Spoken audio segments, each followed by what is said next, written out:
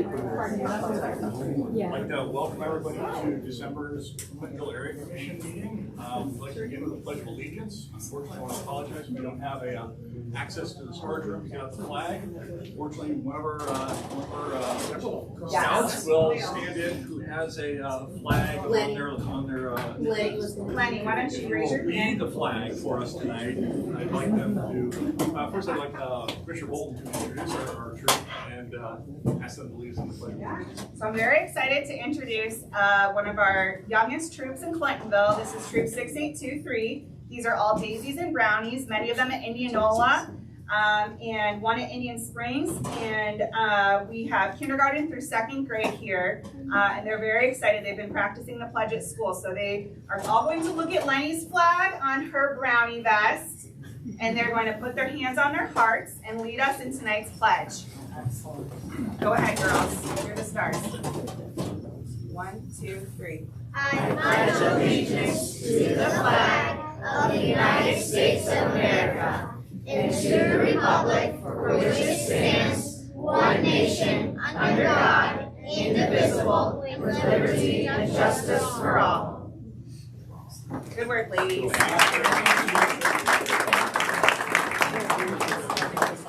And some of them might be exiting the room, so sorry for a little bit of shuffling, but hopefully that'll give us a few more chairs.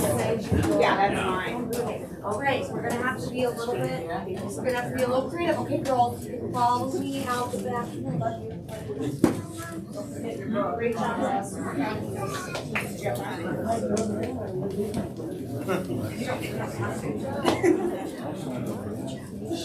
Three seats up here.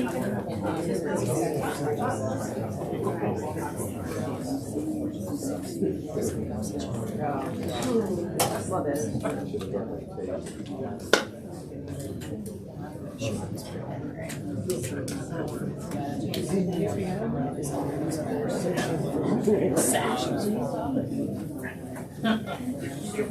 Get some of the chairs set up on the back, and if you're sitting on a stack of chairs, if you can just take off one chair, so maybe we can put up some chairs in the lobby area. There are 2 empty seats out front as well. A couple empty seats up front here too.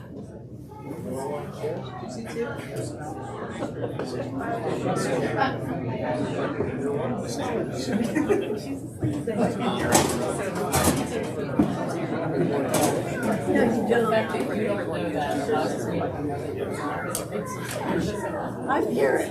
So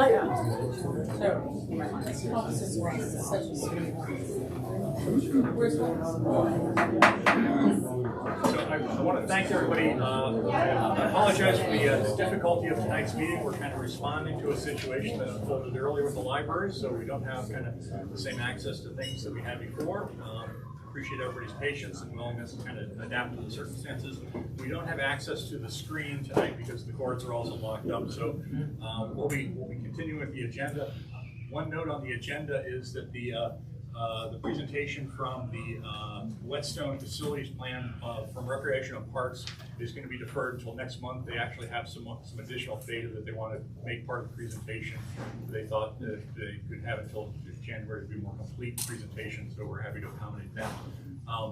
The agenda was circulated earlier. Are there any additions or changes to the agenda other than the exception that we've put off Recreation and Parks?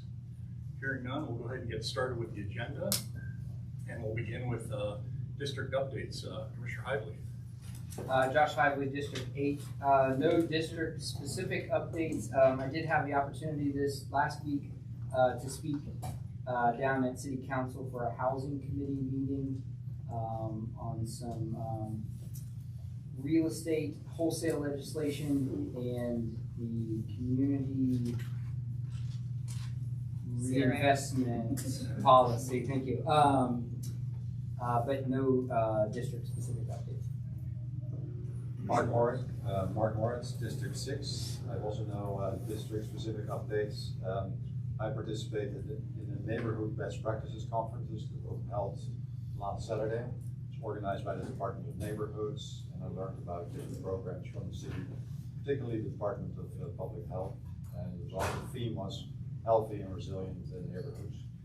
I also last week attended the Planning and Development Committee on Tuesday, And Emma Kroge she's a transportation planner at the City of Columbus, gave a presentation on the Bike Plus program that the city is organizing right now.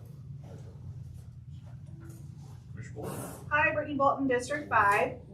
We had our most recent meeting of the Task Force on Homelessness and Affordable Housing, and we had Pretty Buen Consejo, who is the Executive Director of Creative Housing, a nonprofit real estate developer that serves individuals with developmental disabilities, not just with new housing, but also rehabs. If you or a family member or neighbor has a need for a rehab project related to mobility, you can email them at simpleprojects@creativehousing.org to start that inquiry, and we'll include that in the minutes. We also had Yvonne Riggy, who is the principal architect at Wire Architecture, and she shared information about an accessory dwelling unit that she created at her garage in the Hilltop. It was the first of its kind in the city, and she shared what the variance process was like, as well as what the cost of that looked like and what it was like to work with neighbors.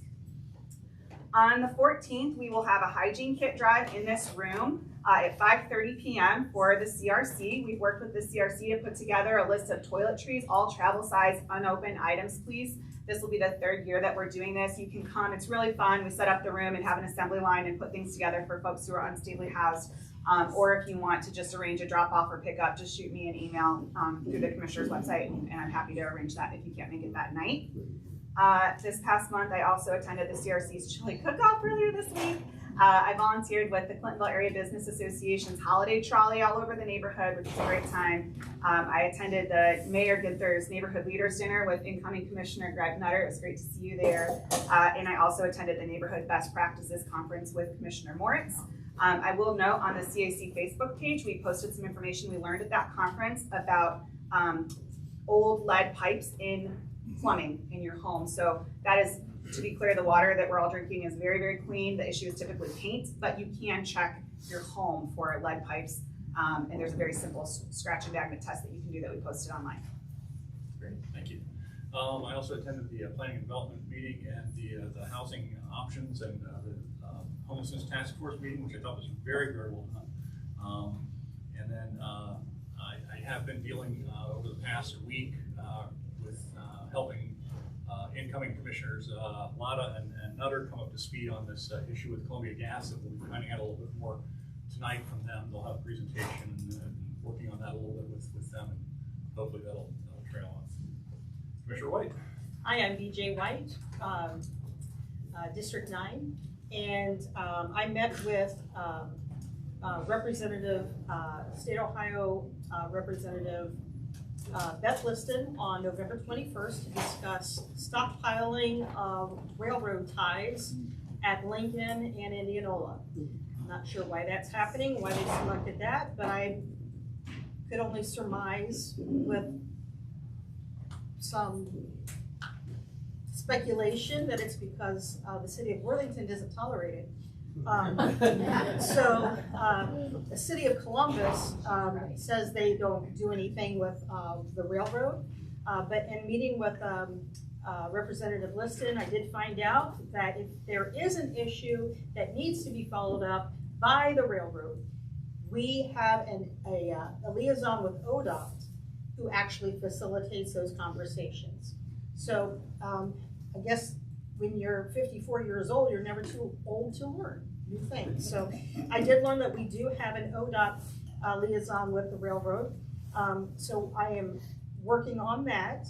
Also expressed to them something that would be under their purview as state of Ohio.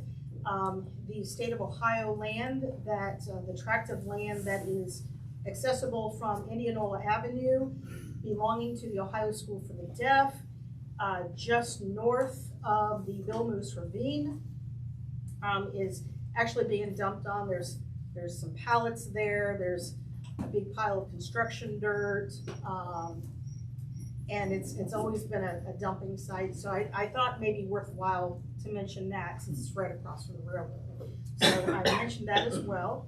And then also, many of you may know this, but the exit ramp from 71 to Morse Road, and if you're going westbound on Morse Road, there's a lot of lane jumpers who cross over the solid white line.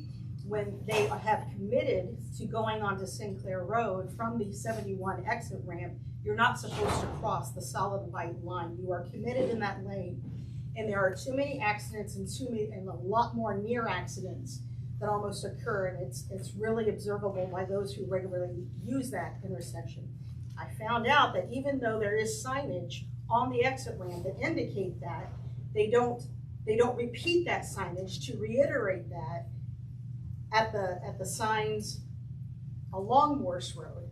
And that is the city of Columbus. So why the state of Ohio did not say when they changed and revised that off-ramp, why they didn't get with the city of Columbus traffic engineer and say, you know, it'd be a good idea to repeat the signage that we put on the exit ramp. So I found out that that's not ODOT, that's actually the city of Columbus. So I'm following up the city of Columbus to revise that. And this is my last meeting. Thank you for having me.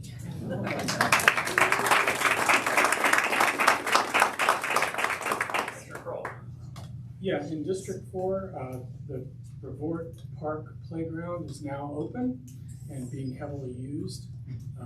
Nice to see the kids out there enjoying it. Also, the Five Guys at 3655 North High appears to be open or about to open. So it is open? Yes. You've been there already? No, my guys have them. In Clintonville generally, I helped a resident who lives near Walhalla Ravine stream restoration by reviewing the 60% design set that Blueprint has put out and the research study and provided comment. I'm happy to share my technical review with Blueprint. I plan to do that, but I won't provide any detail here. The main resident concerns appear to be to center on the alteration of the character of the ravine due to the installation of a preformed concrete retaining wall and a guardrail along the road. There's about 500 feet, and that's the intent of it is to stabilize about 500 feet of Walhalla Road between, I think it's Clinton Heights and Longview. Residents point out that the ravine is heavily used, and also removal of trees.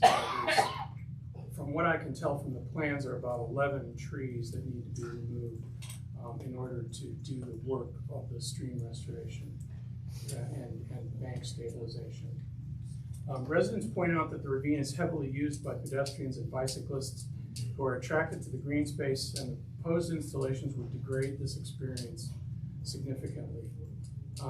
I know that residents met with City Council member Rob Dorans earlier this week or last week. Anyway, it would be nice to see the city take adequate care to address concerns from local residents there. The sump pump installation for Blueprint, the Clintonville 3 project area has begun. If any of you live in the Clintonville 3 project area, you should have received a flyer from the city talking about sump pump installation. That's something to definitely look into. If you don't have a sump pump already in your basement, they will put one in for free. But it's good to contact them and get on their list for them to come out and evaluate your home and see if you're eligible. I attended the 2024 planning meeting for the Clintonville Green Spot Committee. The co-chairs announced several exciting projects for the coming year.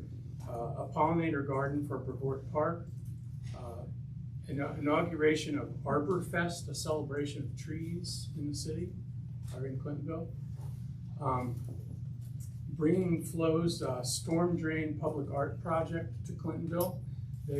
Flow already has several sewer drain art projects in the Short North and in the University District area. And they're beautiful and something we need here. And also continuing the work that they've been doing at Fire Station with a pollinator garden and other improvements. And finally, I did attend the latest homelessness task force meeting put on by Commissioner Bolton, and it was excellent. That's it. Donnelly Osborne, District 3. I won't take the time to duplicate Hugh's comments regarding the Walhalla Ravine, just that there has been conversation on the listserv, and we've asked Tiffany here tonight just to give us an overview, and hopefully we can have a presentation at a later time with that group to get their questions answered.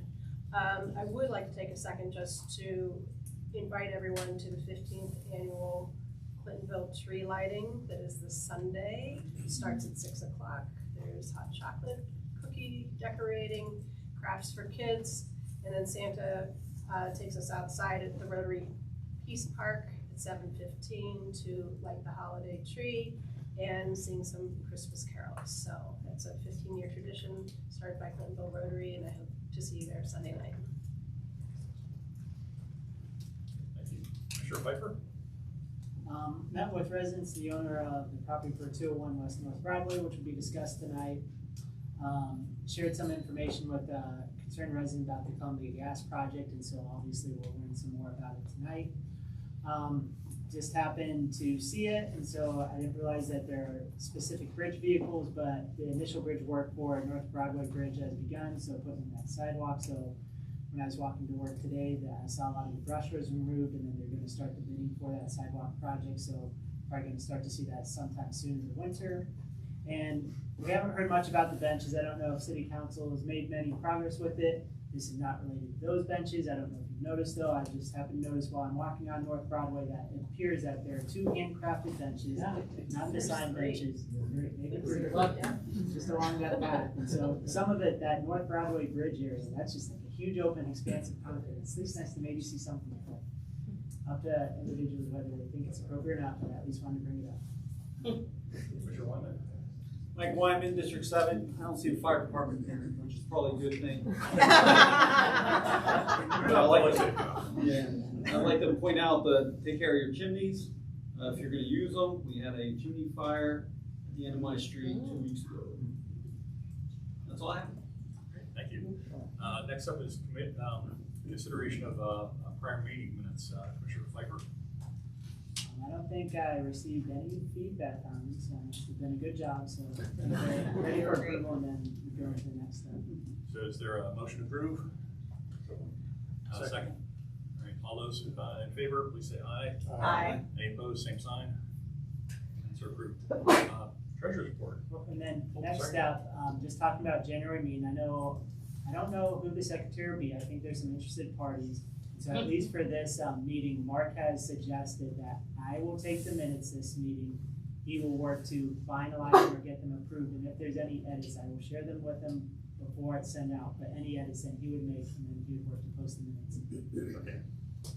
I like the arrangements for handoff, a nice clean handoff. Thank you. Yes, treasurer's report. I still have no controls, no financial controls. I have written checks from my own account to cover some expenses. I have received a W-9 to fill out so that I can submit for reimbursement from the city. I hope that I can get that done before my term expires on December 31st. I just have to tally it up and keep in my own ledger. And I will be curious to learn, since I did sign the memorandum of understanding and never received any funds or financial controls, how that will carry over to the new treasurer.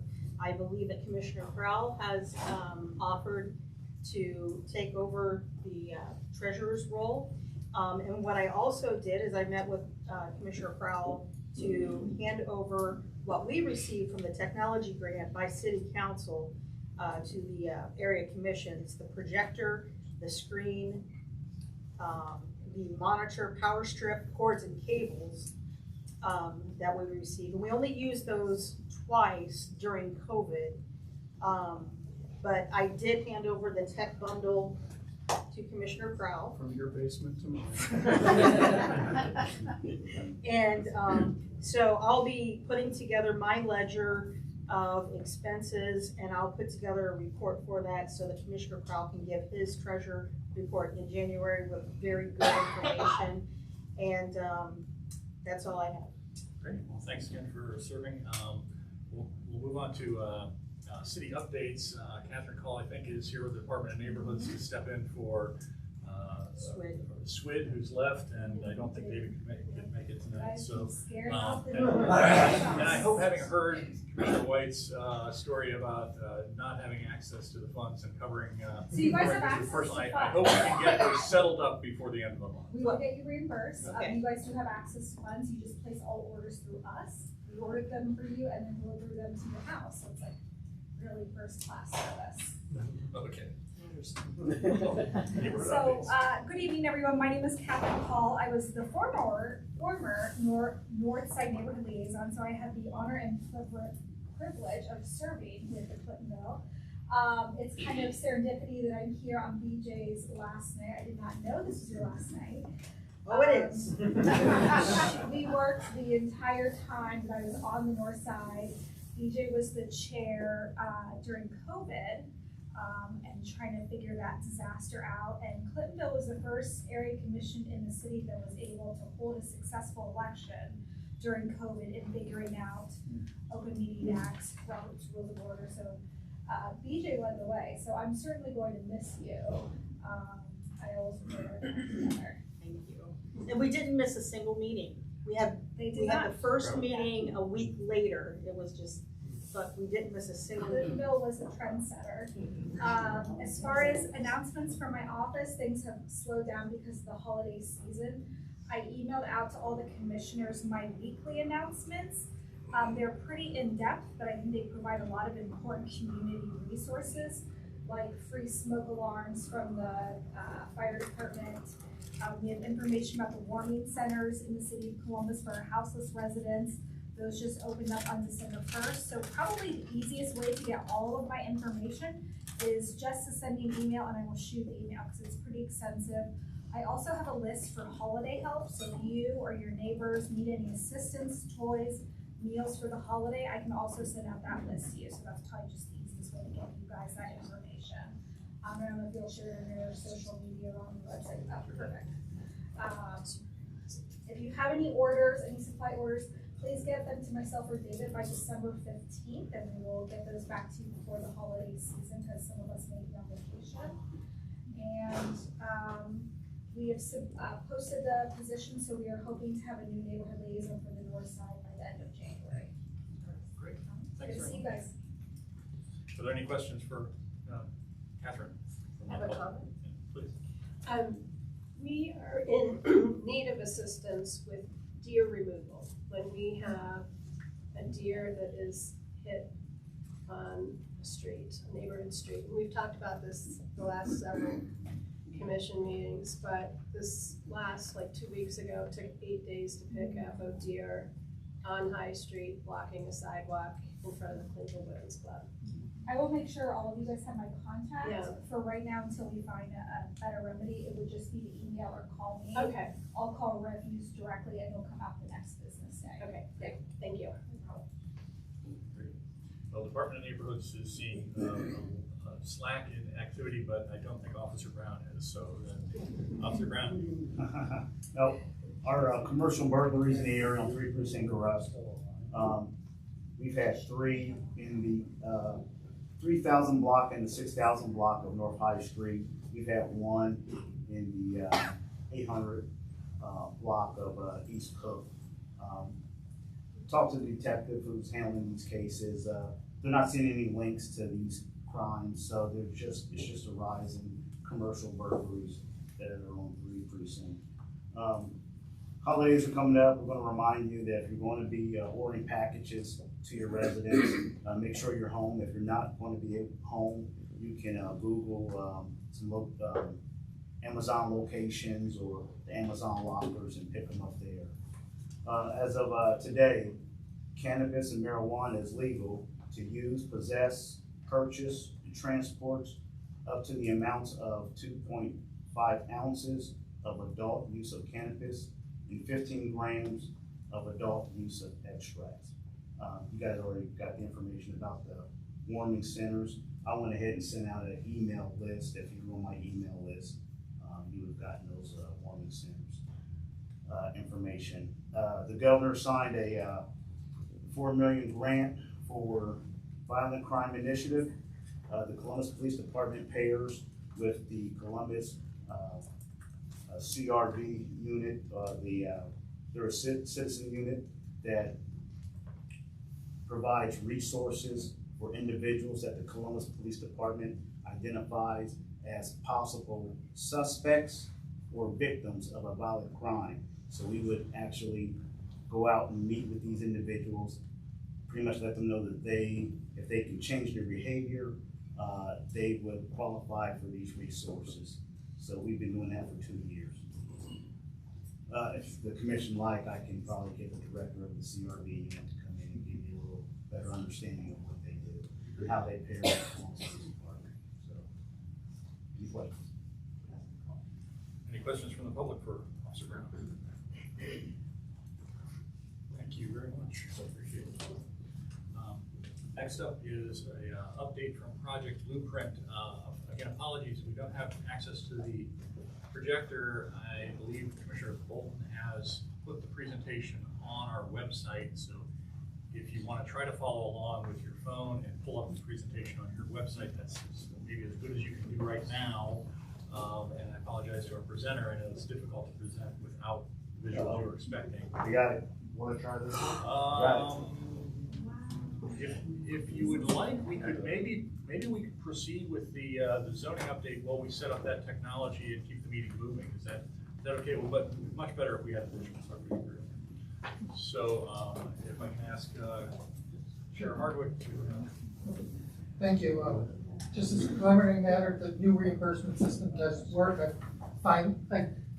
couple of weeks ago, I got the $2 check for the chip that's in that recording this meeting, so it does work. The other thing is, I know we're discussing the Columbia Gas issues later in the meeting. There are 2 variances that will be on next month's Zoning and Variance Committee meeting. We meet at the Clinton Heights Lutheran Church. The meeting is scheduled for December 27th. It's a Wednesday at 7 p.m. If anyone wants email notices, just Hardwick, Hardwick. It's hardwick.zoning@gmail.com. I'll say that at the end. Try to remind me to say that at the end as well. I have an email, a mentioned email list that you get on. I will make an effort to send those out. Normally I don't send out applications until a week before the meeting, but I'll make an effort to get those out early, this weekend at the latest. I've already posted it one place on social media. Okay, on to the zoning agenda. CV 23012, 201 West North Broadway. We tabled this, I believe it was February, with the owner's consent. This is, in February, they had a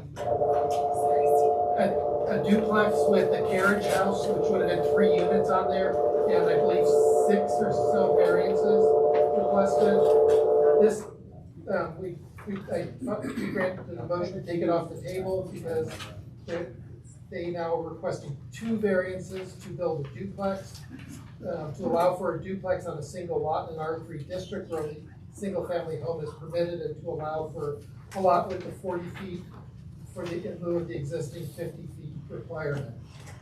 Just so you know, even though this was taking something off the table where the notice requirements are technically required, we did mail out notices. Attending the meeting were the commissioner-elect, the immediate neighbor, and the immediate neighbor's neighbor.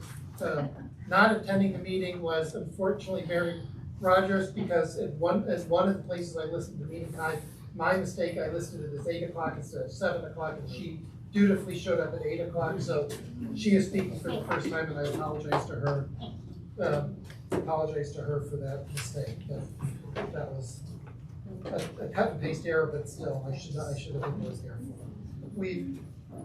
I think the best way to summarize the community input on this is that they were grudgingly more tolerant of this than the previous application.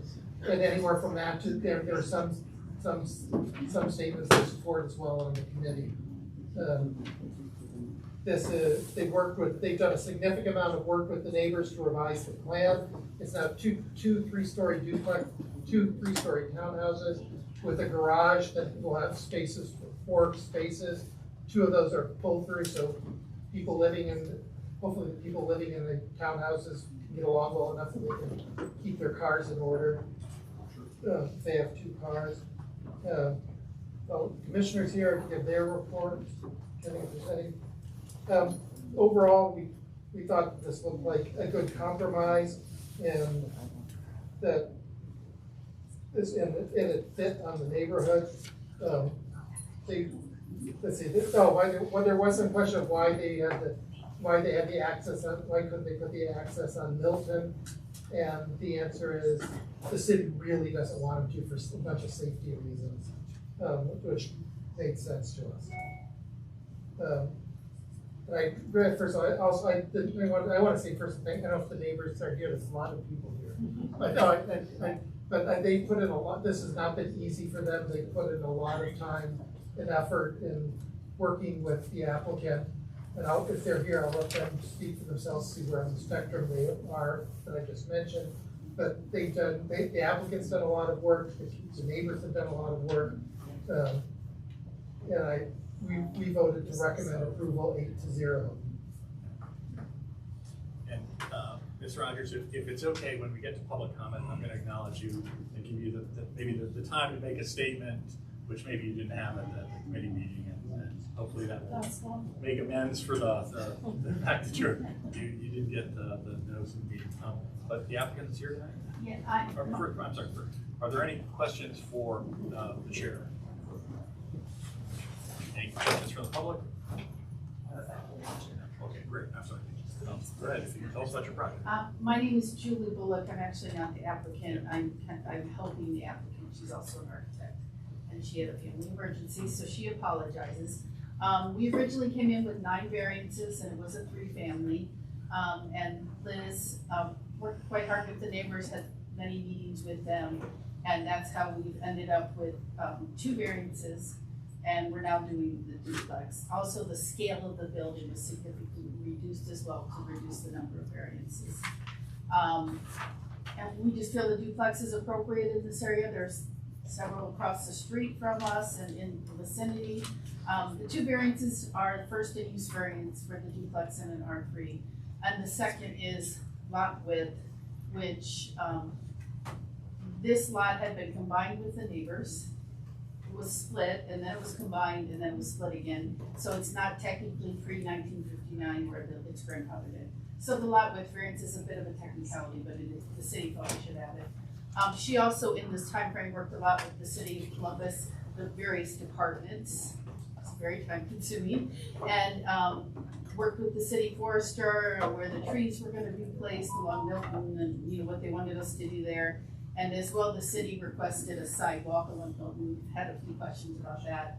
It's something that the city's pretty much requiring anymore, is that you'd have to put a sidewalk, even if it doesn't go to anywhere, which is kind of the case here. But I think a lot of the neighbors were excited by the sidewalk and felt it would be beneficial, even if it just was on, our little section of the block. So I think that's it on this question. Great, thank you. Are there questions for the applicant's representative? From the commission.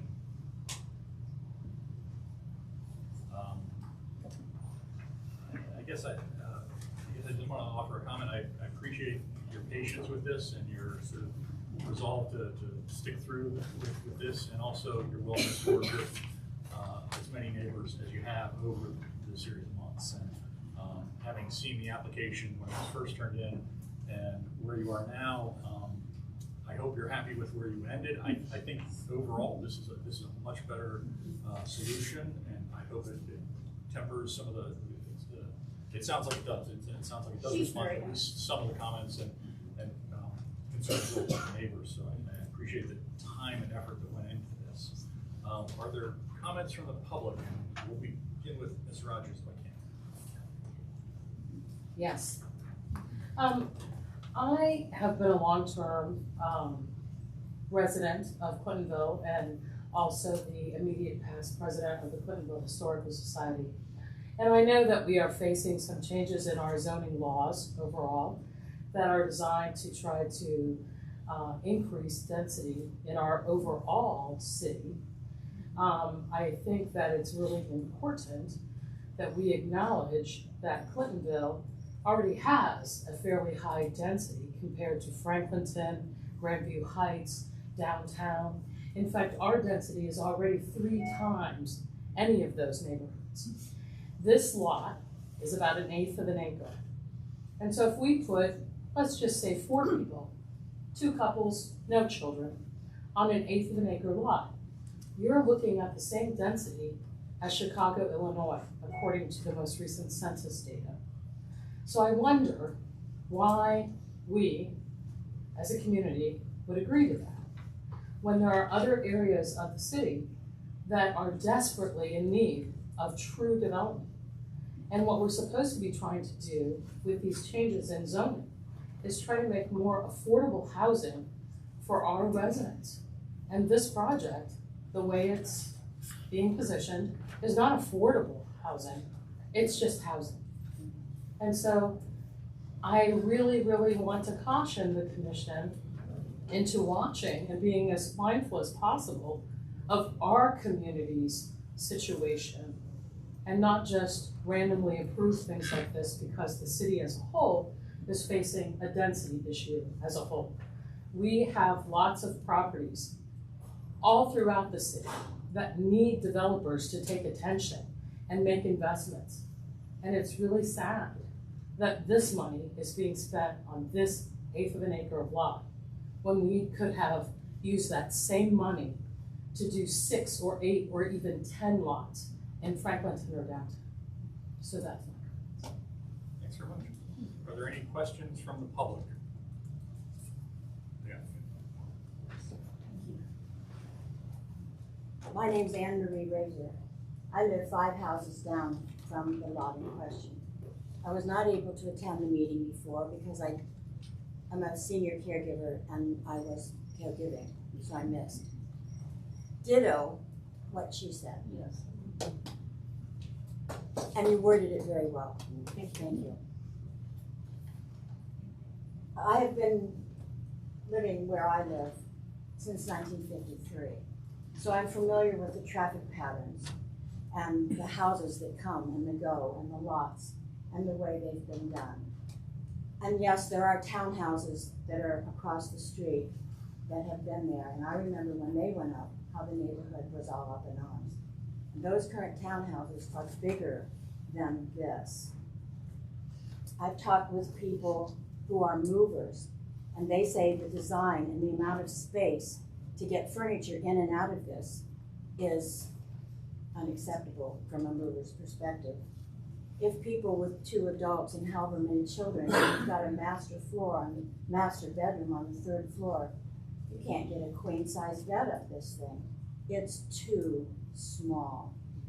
Single house, if we're gonna use this lot for any kind of housing within the density of which you spoke, would be much better than this. And the cars and the traffic and the amount of visibility. I realize that the city is requiring the sidewalk and the trees, but the visibility now coming down that alley and down Milton with bicyclists and people that are pushing their strollers, you can't, there's too many problems now. The sidewalk, no one's gonna use that sidewalk, thank you city, not. And the trees, thank you city, not. Who's gonna mow that? Who's gonna tend that? If we're gonna use this lot for housing, it should be 1 house, 1 family. And I wish I could express it as well as you did. I'm opposed to this. Thanks very much. Are there any other questions? Is there some discussion among the commission? Yeah. First, I would like to ask Commissioner Pfeiffer, you attended the committee meeting, and it might be a little out of protocol, but since our incoming commissioner also, I'd like maybe to ask your thoughts on the committee hearing. So, Commissioner Pfeiffer, maybe you start. Yeah, sure. So I've been able to meet with both Liz and a lot of the residents. I know we've had a couple of meetings, maybe more so with the residents than with Liz, but have had an opportunity to meet with folks. I think Steve maybe put it best. I always use it adamantly. I think begrudgingly is maybe as equal in a word, where I think people have accepted this project, but I don't necessarily know that they're for it. And I think my biggest takeaway, maybe from what Mary suggested, is that how does this impact maybe future precedents? Obviously, we don't have that many open lots in Clintonville, but will we be able to say, well, if it's an open lot, then we can build this, or will it just be any lot where we start to make this change? The other thing I'll note, as Donna mentioned, is I lived in Atlanta prior to moving back to Columbus, and when the zoning laws changed or the area I lived in did it, maybe some of the things you'd expect to happen didn't happen, where there's accessory dwelling units built, but a lot of them became carriage houses for when they just wanted to make the house a lot bigger, and you never had all this extra housing you had to. Obviously, that's not this project, but just a general comment about zoning. And so I share a lot of the same concerns there, and think pretty important to think about if this sets a precedent and how we want to move that. Greg, do you have anything to offer? You were agreeing. Greg Nutter, I'm the incoming District 2. So I live right across the street from that lot, and I met with Liz, I met with a lot of the neighbors, we've had meetings at our house to discuss this project in quite detail. The first project that was discussed very extensively was that we were not in favor of it. It's just too big of a project for that small lot. Liz came back and we talked about that. I met her and Brian on the lot. She measured it out, and I was questioning why it was. She says it's only 26 feet wide, and I'm questioning. I said that's only 13 feet wide per side. Yeah, so which I thought that was pretty small. The my biggest question concern with is, I know they talked about the garage. Okay, it's just going to be a double garage, whereas before she proposed a 3-car garage with a story and a half carriage house on top of it. My concern personally is just, I like the 2-car garage if we're going to do a garage, but my concern is with this new zone-in thing, what's going to happen a year from now if they decide that, hey, we're going to go ahead with the carriage house and build extend onto it. So I'm hoping that's not the plan, you know. So yeah, our big thing is we want to be good neighbors, okay, and that's my big thing, and to know what's going on in the neighborhood, and you know, we'll lend the support. Just said probably begrudgingly, probably a good word for it, because we'd rather see a single family home there, but because of the situation, she wants to do a duplex. We'll support her with that, because she made a lot of concessions as far as on that property with the neighbors and stuff, so I'll support her for that. Yeah, thanks. Commissioner White? You know, I've been a student following all of the webinars the city has offered for the new zoning policies. When we first began this discussion, it was called C2P2 back in 2017 when I first became a member of the commission. And it's kind of been an evolving conversation where they keep rebranding it, repackaging it, and creating a lot of buzz around it. And there are areas that I wish developers and real estate investors, and believe me, on a daily basis, I'm engaged in conversation with them every day. It's my business, it's my role, it's my livelihood. That I wish they would go into neighborhoods like Franklinton, and really take their money and reinvest there. Years ago, in the late 70s, early 80s, that's what folks did in German Village. And now, you know, there's different cycles of real estate and how property is worth. And it happened right here in Clintonville. You know, you revitalize an area by starting a trend. And I wish those people who have the capital to really create housing opportunities would go and seek out those opportunities where they do seem most suitable. Now, I'll share with you, it's not as much, the whole zoning policies, and this is not, please, not directed towards you or your client. What concerns me about creating dense housing where once a single family stood, and we've had four newly constructed single family homes on lots on Lincoln Avenue in my district in the past 4 years. And they look beautiful. They blend, there's thoughtfulness and purposefulness that's gone into that design and that construction. And I just, you know, they're just really good looking. But here's the concern that I think is buried, and I do mean to use the term buried, because it's not as much as what's on top of the grade that is a concern with me by creating denser housing where once there was single family homes, but it's what's underneath. Do we have the infrastructure to match what's going on top of the soil? Do we have the sewer mains that can handle twice the capacity? Do we have the stormwater runoff? Because it's you know, do we have that capacity? Just this week, my home was built on Meadowlark Lane across from Sharon Meadows Park.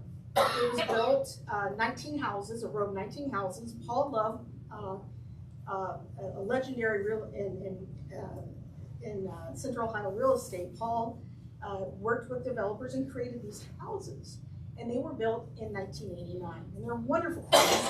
I just bought mine two years ago, and I really enjoy my home. But what happened in July, four doors down, is the lady's water main broke. What happened in September to the neighbor directly west of me? The water main broke. What happened to me last week? My water main broke. And I can't, and these are just houses that are 34 years old. And my thought is, in an area that is, and we're gonna hear more about blueprint construction, we're gonna hear more about this, the utilities weren't even mapped until about 5 or 6 years ago. The gas company didn't know where the water lines were. And we're even talking about the desire of wanting to bury electric power lines. The ground can only take so much. And I'm wondering, with the blueprint construction, that is actually resulted of a lawsuit between the EPA and the city of Columbus about contaminants going into the Olentangy River. You know, we can't contain our own crap. So we're doubling down on that when we create denser housing. And if the infrastructure that helps bring us water and helps remove our waste, if that is crumbling under us, what is the metric that says it's okay with infrastructure that we create a multifamily home on the single family lot? I need to know that. And I don't know that. So I don't know how I'm going to vote on this, but I know that's a concern of mine and nobody has the answer. I can speak a little bit to that. I live in Clintonville, so I've been dealing in both beach walks. I've been dealing with the storm. Yeah. The rain gardens. Yes, and the rain gardens and the whole thing. And the city, well, first, Liz is an individual person. She's an architect. She's not really a developer that can go buy 5 or 6 lots in Franklinton and go. It's just not what she's an individual who loves Clintonville. She's got 2 kids who both have graduated college, and she sees this home as, for her son and daughter and one or both sides. The city of Columbus is very strict on the tying into sewer and storm and making sure that the existing capacity works. They tell us what we have to do. I have another project that's on on Long Street, and we're gonna be, even though there's a combined sewer storm right out front, they're requiring us to extend to the storm that's 2 blocks away to the tune of about $100,000. So just to reassure you, they don't let us tie in unless the capacity is there. And they require us, even if it's combined storm and sewer, they require us to do separate tie-ins so that if it is, and I'd say I don't remember what it is here in West Broadway. It's a little bit of the reality of the situation too, that, you know, Clintonville is I think it's a wonderful place to live, and a lot of people think it's a wonderful place to live.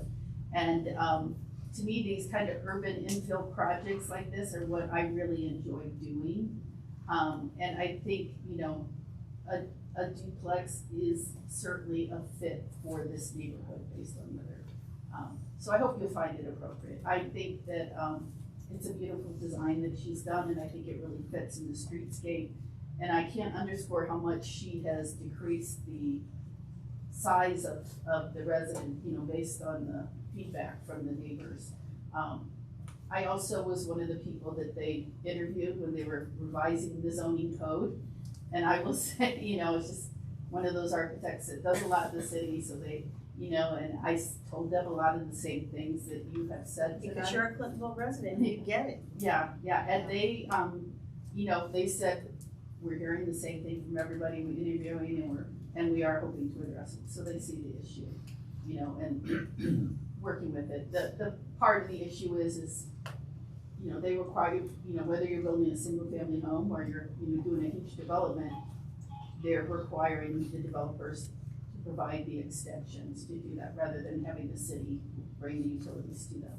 And so that does hinder, especially in Franklinton, it's killed a couple of projects because, you know, the numbers just don't make sense when you have to spend $100,000 on a storm sewer. Okay. So that's the reality of that situation. So I think you're right, the city infrastructure needs to catch up with some of these areas that have been underdeveloped for years. I think Clintonville, we have a much better situation here. You know, with that, they've been focusing on. And just so you know, I've heard arguments for the converse where somebody buys up 3 adjacent lots, knocks down 2 houses and builds a McMansion. So we hear arguments for that side too, just so you know. Yeah, and that's, and I'm sure there are architects that do those kind of projects, that's not me. I'll get to you in just a second. I would point out, you're asking for a lot coverage variance. You have more than enough coverage for the existing zoning. You're not asking for a variance of that. You are using permeable paving in the backyard, so you are doing all the right things in terms of the city's strategies for managing stormwater, that you, in fact, you didn't have to do that. Yeah, that is an extra. And that's a voluntary thing that you did to add permeable paving in the backyard. You've got the open area here.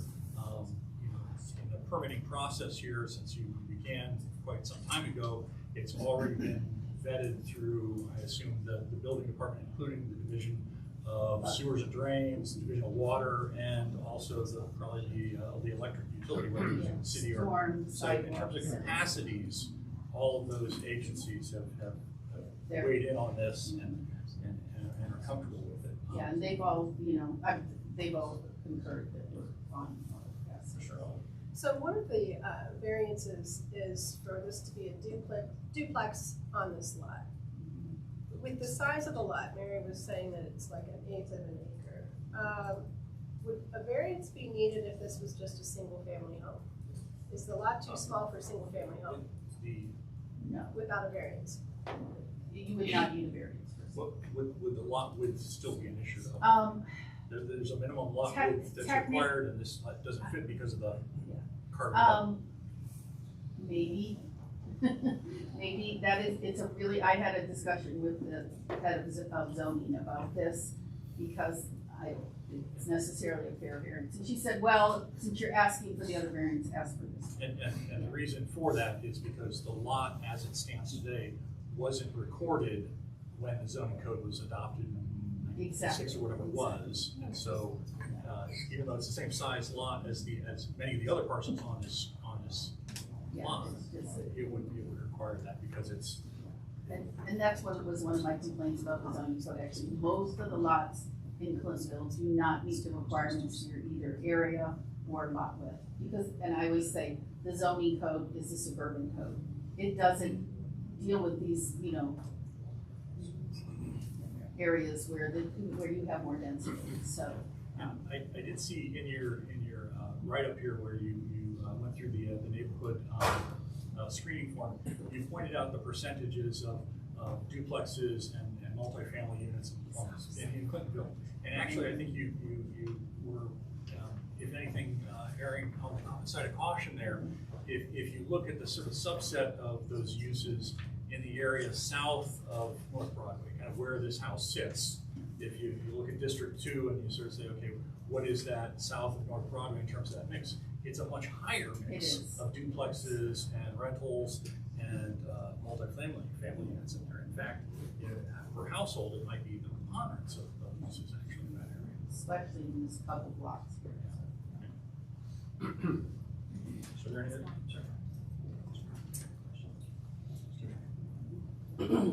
If there's no other questions, are we ready to vote on the resolution? And on Oh, sorry.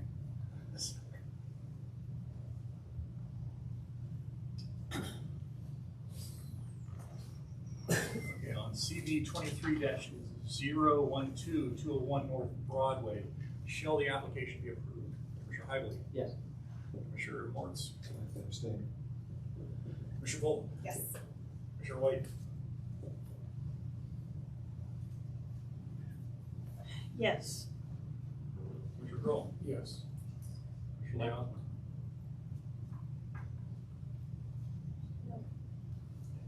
Commissioner Piper? No. Commissioner Wyman? No.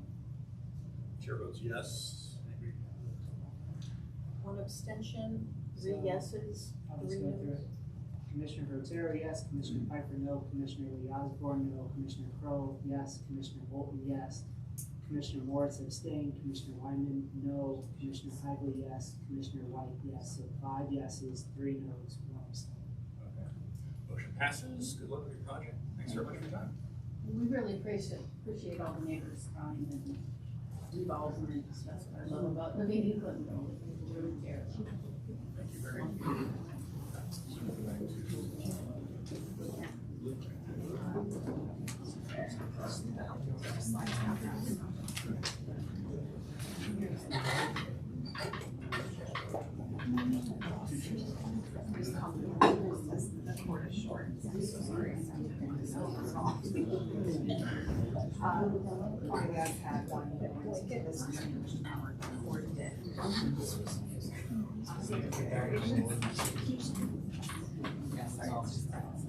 My apologies, if you just introduce yourself. Absolutely. Can everybody hear me in the back? Okay. I don't have a very big voice, so I hope that all this was right. And what I'm going to tell you is a good and useful thing. It is kind of long. How many minutes do I actually have?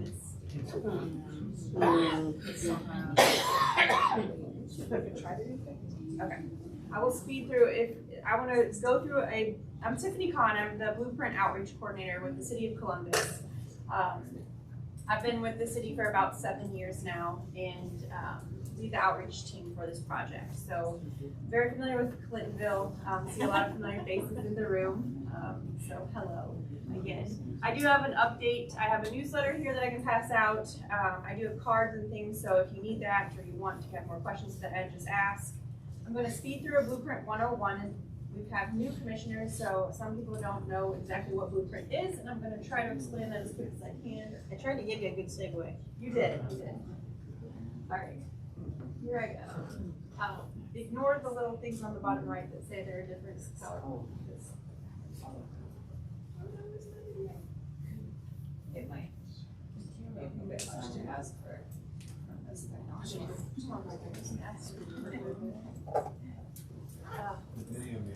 Okay, so the video, what it's showing is basically in Columbus, when it rains, the problem that we're trying to fix is this rainwater is getting into our sanitary sewer system through cracks and holes in our sanitary laterals. So that is the root of the problem that we're trying to fix here. The sanitary system was not built for both rainwater and sewer water. So what we're trying to do is keep those waters separate by fixing the issue. So 2 things can happen when the sanitary sewer gets too much rainwater in it. One, somebody mentioned before, it can overflow and go out into a river or stream nearby. So that means raw human waste into the river or stream that you hang out around. Or the other option is that the capacity makes it go back into your home, up into your floor drain in your basement and flood your basement with sewer water. So either of those things is bad. The EPA did put us under a consent order to fix this problem. We do not have an option, we must fix it. So Blueprint is the city's way of fixing this issue. We're trying to, instead of build bigger infrastructure, we're trying to fix our existing infrastructure using local materials and plants. So our goal is fix this sanitary sewer overflow problem. Our other goal is make the water cleaner that's actually getting out into the streams and rivers. So that's creating opportunities to improve stormwater discharges. We're doing this using local people to build it, to design it, to install it, construct it, and maintain it. So we're adding jobs, and then we're trying to engage the neighborhood as soon as possible and all the way along the way. So that's our goal. This is our area. Lots of project areas, very long projects. We'll be doing this till 2045. I joke I could retire with this project. We started in Clintonville 1, we've moved on to North Linden 1 and Hilltop 1. We will be starting in 5th by Northwest and Miller Kelton next year, and then we will go to Clintonville 3. Anywhere that you see that there's blank, that means that's a combined sewer system. So these project areas are only in separate sanitary and storm sewer system, and that's where we're working right now. So that's the distinguishing piece. And the irregular boundaries on these sections are because everything is inside those boundaries is contributing to the problem, and then they're separated inside by sewer sheds. So that was a question another resident had. So that's a good distinction. We have 4 tools in our tool belt to try to fix this problem. The lateral lining is the first one, and I kind of alluded to. What we're trying to do is repair that sanitary lateral. So our goal is to do as many laterals in the project area as possible. No less than 90% of the people in the project area should get their lateral lined. What we do is send a nice funny balloon thing through the manhole, blow it up, and the outside has sticky resin on it. It adheres to the inside of the pipe. We let it cure, it hardens, and it basically fills in those little cracks and holes and keeps the rainwater out. So it's very effective and very efficient, about a $5,000 to $6,000 property value.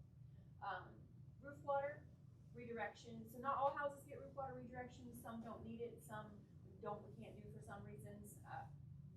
What we're trying to do is move the rainwater around. So we're trying to get that stormwater out to the street or 7 feet away from your house wherever possible. Sump pumps, mentioned before.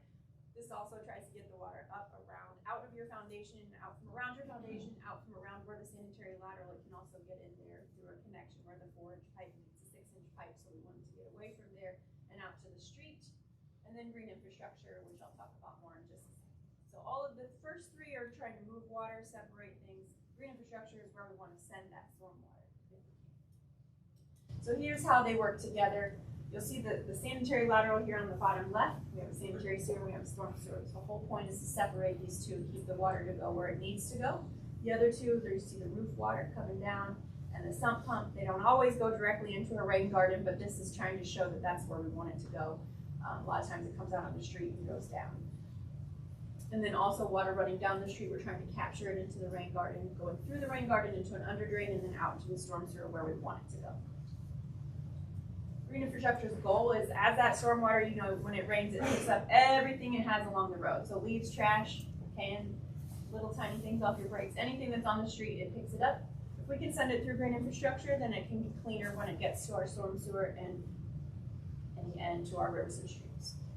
How does that work? Rain gardens are nature's little natural filtration devices. So all of these things on the top are what it can take out. On the top we have our native plants. We use native plants because they are good in the rain, they're good in the dry, so they're hardy, they last, and they are tough. We use mulch, and then we use layers of bioswale. So bioswale is a mix of sand and soil. It helps the water to drain down quickly because we know you don't want water sitting in a little rain garden for any more time than it needs to. Underneath that, we have layers of different size stones, and then an under drain is perforated that takes that water and takes it out to the storm sewer where we want it to go. So our rain gardens drain within 24 to 48 hours. They've been draining more on the 24 or less. These are some examples that I'm sure you've seen already in Clintonville and Linden of the different kinds of rain gardens that we've installed. This one's in Linden, the other 2 are Clintonville. We've also done two silver-cells in Linden. If you haven't seen them, drive down East North Broadway as you're going into Linden, you can see those. So that's a rain garden on the outside, and then underneath the sidewalk offers some storage for stormwater. Regional rain gardens, you see a bunch of those. We try to use them the most, so those are our preferred option. We would rather not bother a homeowner if we can, rather put something in a green space that's not being used, or sometimes a land bank parcel that we would buy. We can pipe water to these, a lot of bang for your buck, and it's pretty. So, pervious pavement is another option, a tool in our tool belt. Is very expensive, so we can only put them on certain streets. It is tough construction, but in the end it is very beautiful, and they function much like a rain garden, so the water comes down through the spaces in between the pavers and gets cleaned through layers of rock. In the bottom of it, there's a drain, just like the rain garden, probably bigger. It's perforated and takes it to the storm sewer. So I'm talking extremely fast. If there's a question, let me know. So the city is responsible for all maintenance, all the maintenance on the rain garden. We do not expect any resident to need to be in the rain garden. I know some residents like to, but we ask them not to. Once a month, our team is supposed to come around and clean it out, weed it, mulch it, check the plants, check the under drain, check all of the hardware. So we have two teams, one that does the plant stuff and one that does the hardware stuff. Take out the trash. We get calls from people in Clintonville that are watching this, so we appreciate that. If you ever see a rain garden that has something in it, you can call 311, you can call me, you can call Blueprint, and Carrie is our maintenance supervisor. She tries to get somebody out within a week, so it depends on what it is. Now, if it's a plant that needs replaced or something, that might have to wait until the next time we can call. Okay, so status update. First of all, any questions on Blueprint 101 at all?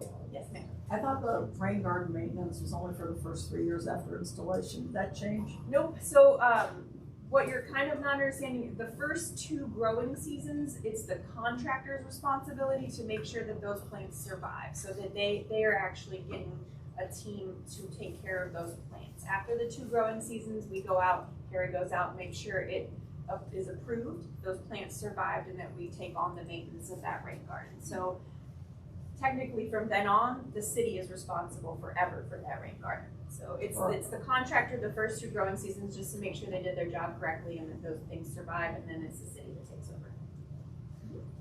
Is it our responsibility to reach out? I mean, I got a letter saying, I mean, are the city gonna reach out to us, or do we have to reach out and say, yeah, I want that sump pump in the base? You have to, it's a voluntary sump pump program. So that piece of our project is voluntary. If you would like to, and it's actually, if you don't have a sump pump or if yours doesn't work, so we changed that part. If yours doesn't work, give us a call too, and we can come out and do an inspection at least. So who do we reach out? Yep, so, well, there's newsletters here, but you can go to our website, blueprintneighborhoods.com, and sign up for a sump pump. I had a question. I mean, are you putting a whole perimeter drain around inside in the basement too, or just the sump? No, it's just the sump. Okay, and is it the same requirement for the, I got a letter saying they want to connect my downspouts into the new storm drainage. Is that again something I have to ask for, or are they going to do that? You're an Old Beach Wall, right? Yeah. Works a little different in Old Beach Wall because they already did the grid infrastructure and they're going to start doing the other stuff soon. So I might have to ask the project manager about yours. In general, the roof water redirection, everyone's home is observed, inspected, looked at for the roof water redirection. And if we have work that we propose, we hang a door hanger on your door and say, hey, call us, let's have a homeowner meeting, we have something we'd like to do with the downspouts. And if they don't, in the end, they would just say, we don't have any work to do. So, thank you. Yes, sir. Is there a separate city division that will be maintaining these, or is it just part of the general city street maintenance crew? It's part of our sewer maintenance, so SMOC, sewer maintenance team. They have one team that controls the contract for the maintenance team, which we'll actually have a brand new contract. So we may have 2 maintenance teams. And then we have another that does the hardware stuff, so plants and then hardware. But it's out of our public utilities department, the SMOC division. So, without being snide, could we expect a similar kind of response if we call and something needing maintenance to what we get now in Walhalla Ravine, which is not great? Thanks. I would say, you would probably have a varied response if I asked the general public this, but we try to get out within a week if it's something that we can fix then she'll send somebody out with him. Unless it's something that's like dead and rotting. I mean, we've had things die in the rain garden, like animals and We have our leaves swept about twice a year, and they would overflow those in a matter of a week in the fall. And if you got, 6 months to get them cleaned out, it's once a month. they will do it once. Once a month. In some areas, we've actually heard that we may do 2. So some of the regionals need 2 packs a month. So it depends. We don't want you to rake your leaves in. All right. So wrapping up, basically an update for Clintonville 1. We did complete Clintonville 1 in 2021. Some pumps are still available. So if you need one, let me know. There is an interactive map. So the same interactive map we directed you to all through the design process to say, hey, maybe there's a rain garden or impervious pavement near your house. Now if you go on that same interactive map, you can click on your house and you can see, did it get a sump pump, did it get lateral running, did it get roof water redirection, and the year that it got done. So that's really cool. If you're going to buy a house in Clintonville, you can see if it had a blueprint thing done to it. Preliminary results. So some of you may know Ohio State is the third party that's doing the research on our rain gardens, so they're still doing it. We didn't get enough storms apparently in 2022, so they had to do it through 2023 as well. We don't have that data yet. But the data we do have says that the blueprint is working in Clintonville 1 as far as eliminating sanitary sewer overflows. We did not have any true activations of the DSRs in 2022. 10 water embasements were reported in 2022. Those are wins. 4 of them were in dry weather. We don't care about those because we're worried about can the system handle the capacity of rainwater we're talking about here. 6 of them were in wet weather. All 6 were investigated. 5 of them were private property issues. So somebody had a clog, somebody had something in their own side that made them have a backup. 1 of them on East, I think it was East Jeffrey, was a storm that was 25-year, which is 2.5 times the storm that Blueprint's supposed to be able to take care of, so we don't count that one either. So no wins that we can attribute to cap capacity. So yes, Blueprint is working to solve sanitary sewer overflows. Yes, sir. Yeah, we cut to the chase. I think the reason we're talking about Blueprint at this meeting is specifically because of the Walhalla Ravine Restoration Project, which has nothing to do with sewer overflow. It's about dissolved solids, as I understand. There's too much muddy water going down Walhalla Creek, and this is going to help solve that problem. Most of us have heard all this. Can I ask to hold comments until she's done the presentation, please? It's already a 8:15. It was question. Yeah. All right. I'm getting to the Walhalla Ravines. It's a piece of my project now, or program, not the whole thing. But right now in Clintonville 3, we're in preliminary design. So I know, Donna, you had some questions about schedule-wise. I can send this to you, you can read it. These are just basically what do we do at different pieces of our design period, and what does that mean? So preliminary design means that we told Clintonville 3, hey, these are all the different locations we could put green infrastructure. Tell us about what you think about that. So that's where we are in between preliminary and detailed. So after that, we take that feedback, we talk to different departments, we're looking at where can we put this stuff, where does it make sense, and we come up with a detailed design. So that's where we actually are with Walhalla Ravine. It's called detailed design, 60%, a little over half. We did have a public meeting to talk about that, and we're working toward final design. So you have this. Does anybody have any questions quickly? There's a lot of information on here. Okay, let's finish the presentation. Clintonville 3, so like I said, we're at detailed design. We'll have a public meeting in 2024 in the spring. Some pump program is activated. We are approaching this area holistically, and we took some time, so it has been over a year, obviously, since we've had a meeting. The reason we did that was to evaluate existing storm sewer capacity. 2 new things that you don't know about that have happened since then are that we are considering storm sewer upgrades for west side of High and Summit Road. We will have another meeting in the spring to tell you more. I don't have any more information on that right now. Walhalla Ravine, yes, this is why we are doing Walhalla Ravine.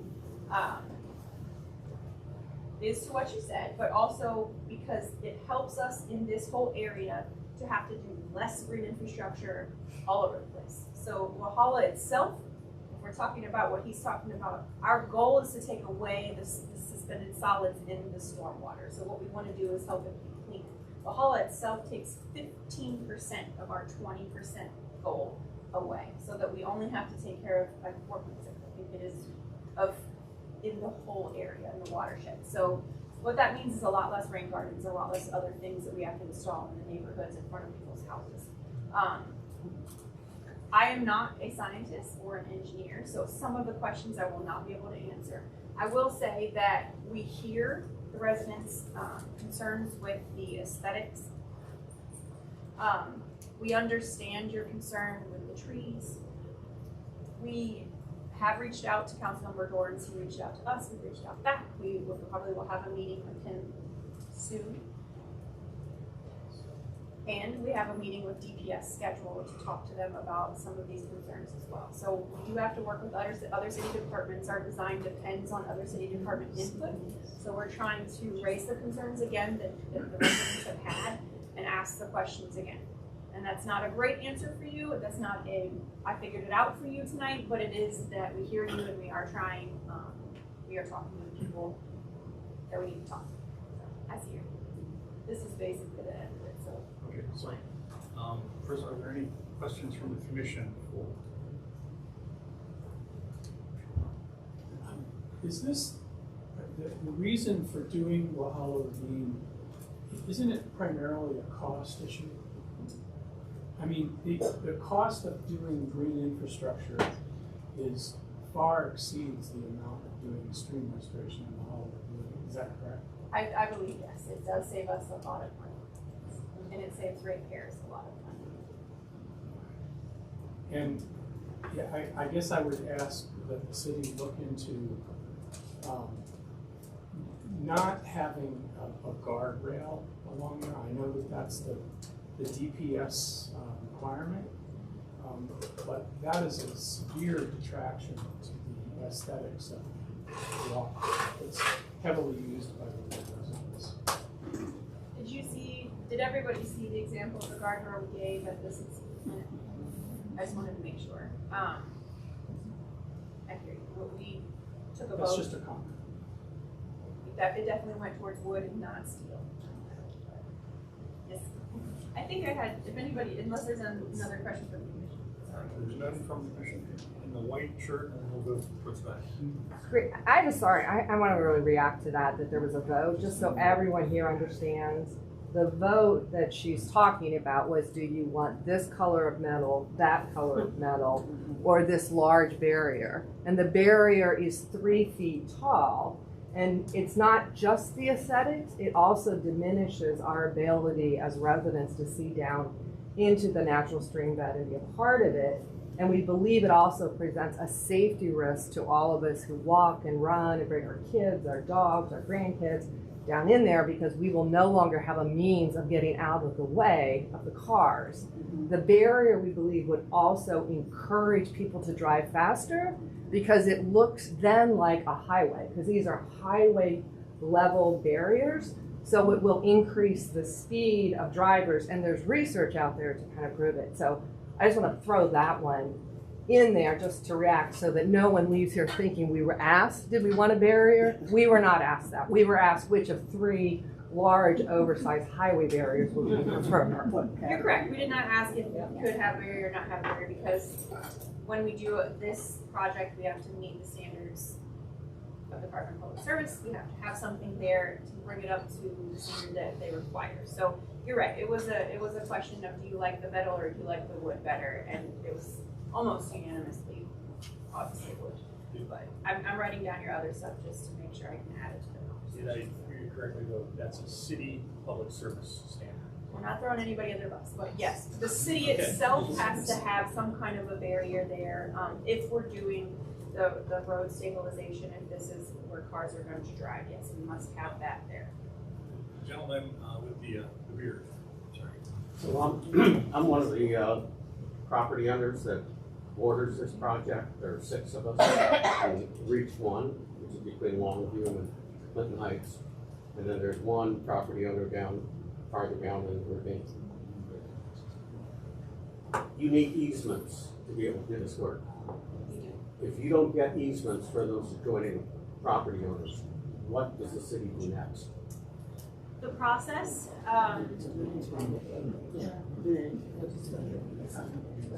the process would be to go to court to try to get the easement. That's how it is. I'm not sure that the purposes for which you have claimed this project is necessary fall under the eminent domain requirements. And I think there are serious questions about whether the purpose and need is going to be met by the plan that you're proposing. So I think when you talk about the road construction, did you look at doing less than the requirement would kick in? Did you look at alternatives to those kinds of things that would allow you to construct a road the same way that you have been patching Walhalla Ravine for the last 20 years? When something collapses, you fill it with boulders. There's no guardrails except coming down Longview Avenue. You have a metal guardrail that's been run into any number of times, and the city has not maintained it. So I'm skeptical about whether or not the silver bullet that you have chosen in this one block area is going to save you all this money. And what if it doesn't work? Where are you then? We're downstream. What are you doing about upstream? You're planning. Thanks. I didn't hear a question there. I'll let it move on. Yes. It sounds like you're doing a great job of arranging a variety of meetings to talk about different issues related to this. Are you going to arrange for a general meeting with all the stakeholders so that people can come and hear from the professionals and understand why this plan has been chosen over other plans, and people who have concerns have a chance to voice their concerns? I know there have been meetings, but I think that the magnitude of this project has just started to sort of sink in for a lot of folks, and they're concerned.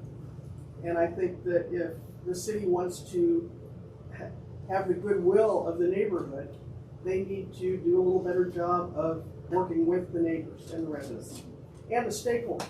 There are a lot of people who use that ravine who don't live in the ravine. One more public comment. Sir, you had your hand up.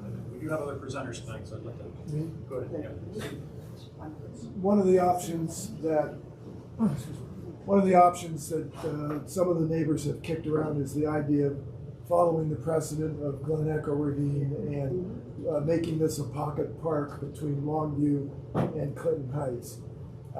My experience at Glen Echo is that there's a lot of pervious pavement and ground that way, and if you're replacing the asphalt top of Walhalla between Clinton Heights and Longview, you might be able to accomplish some things that you might save you some money and cut to the chase of what you're looking for, as well as protecting the local property owners and their investment in their own real estate.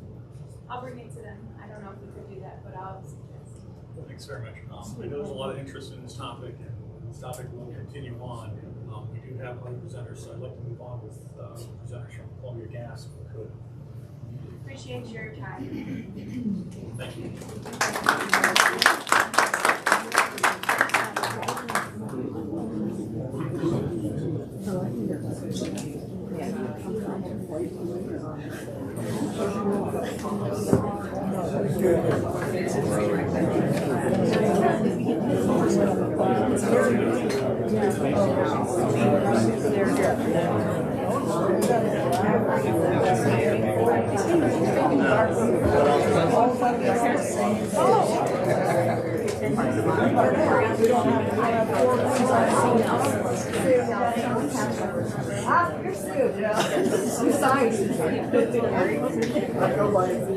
You guys want some? Warm or slow? Nice to meet you. Laura. Oh my gosh. Good to meet you in person. Can I ask you before we leave, please?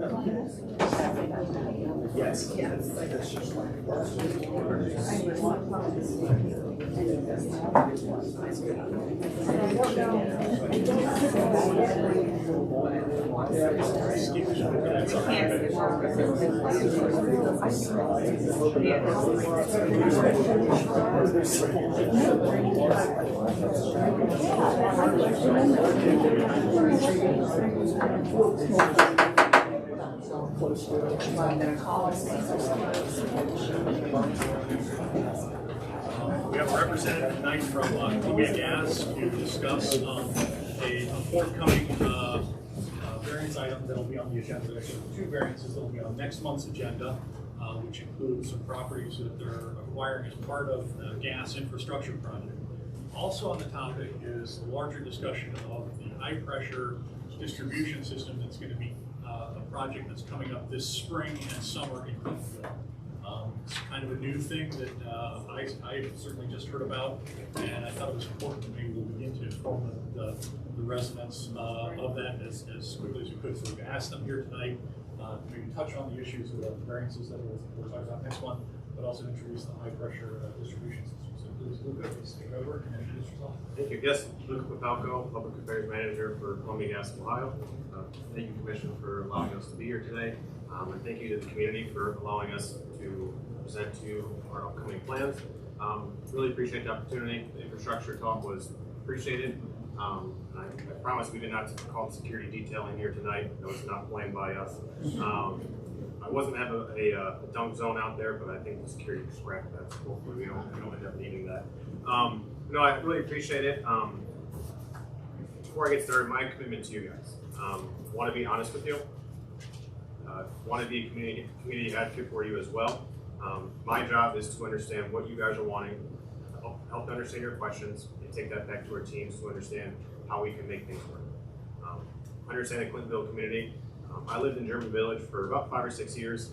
I was there when we went through the whole battle with the meters, the aesthetics of that, so I've seen both sides.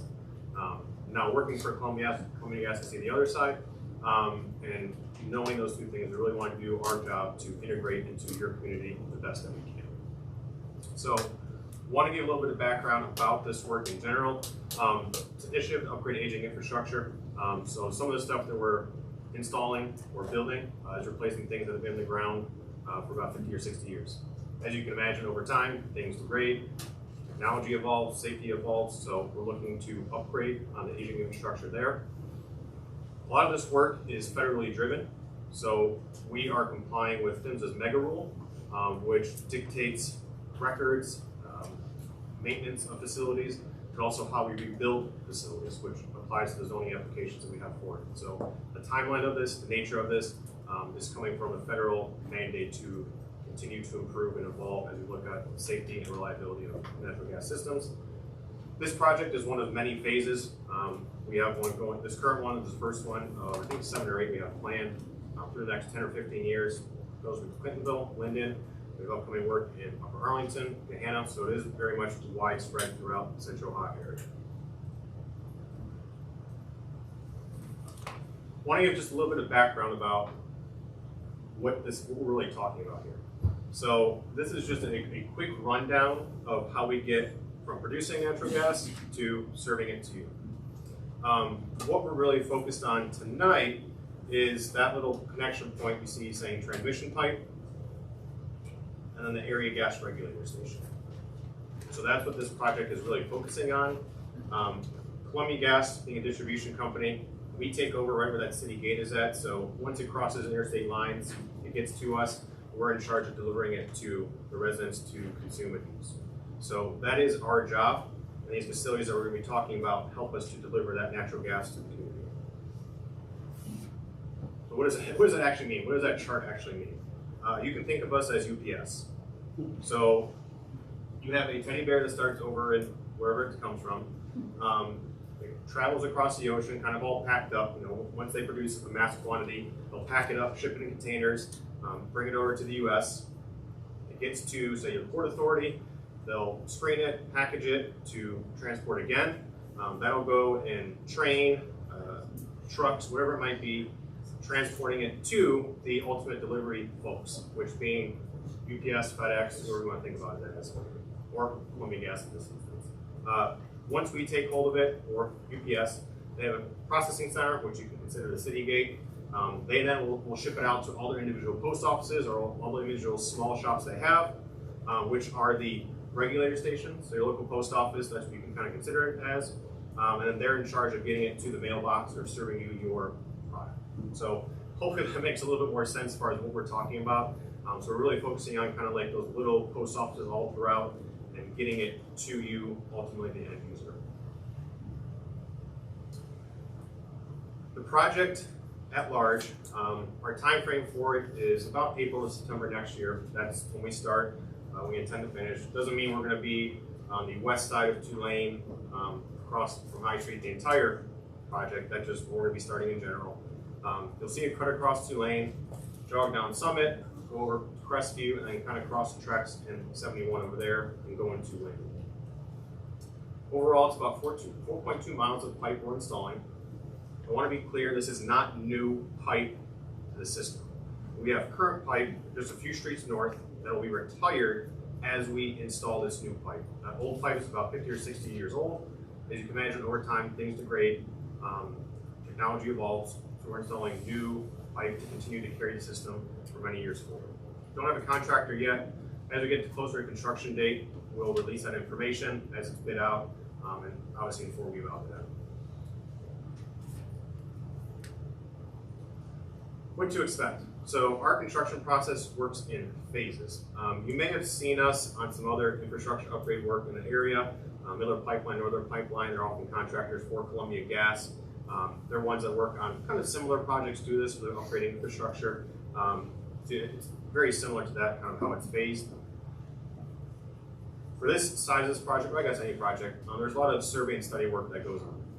Land survey, environmental, cultural, constructability review, actually walking the project and seeing, can we construct this? Designers can design it, engineers can engineer it, but can we actually construct this? Land discussion, so if we need to acquire land, working with property owners to understand, can we acquire the land we need to install what we need to? Integrity digs, so you may have seen those taking place already at a few different sites. Those are digs that essentially us discovering what's underground, verifying the condition, status of it, and providing us more data as we get closer to actual project execution.